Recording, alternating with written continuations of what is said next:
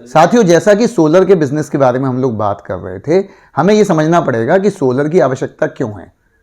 एक उदाहरण लेते हैं। मान लीजिए आप सब लोग, पहले हम लोग सब बिजली का जो कनेक्शन लेते थे वो बिजली विभाग से लेते थे, क्योंकि क्या हमें बिजली विभाग के अलावा से कहीं से मिल सकती थी?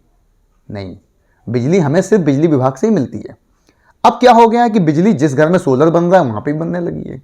पहले बिजली सिर्फ न्यूक्लियर रिएक्शन से बनती थी या हाइड्रो पावर से बनती थी, और वो बिजली बन के ग्रिड के द्वारा आपके घर तक पहुंचाई जाती थी। आज उस बिजली का उत्पादन घर घर में होने लगा है, अर्थात जिसके घर में भी सोलर लगा हुआ है उस घर में बिजली का उत्पादन हो रहा है। तो आप समझिए कि अब आपको दरअसल बिजली कनेक्शन लेने की जरूरत नहीं है। शायद सोलर को आप इस तरीके से नहीं समझ पा रहे हैं। थोड़ा सा और इसको समझते हैं कि हर महीने बिजली का बिल हर व्यक्ति की क्षमता के अनुसार आता है।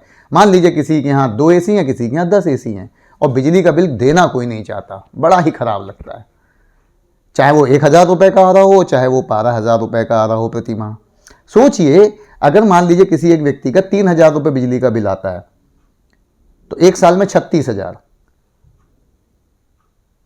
10 साल में 3,60,000।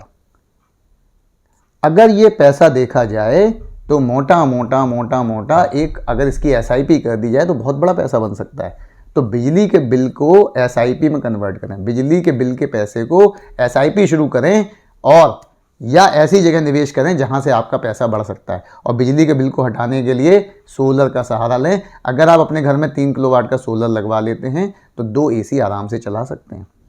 लेकिन है क्या, इसके बारे में भी पूरी जानकारी न होने के कारण लोग इससे नहीं जुड़ पा रहे हैं, नहीं समझ पा रहे हैं। लेकिन मैं आपसे फिर कहूँगा कि आने वाला समय सिर्फ और सिर्फ सोलर एनर्जी का है, रिन्यूएबल एनर्जी का है। धन्यवाद।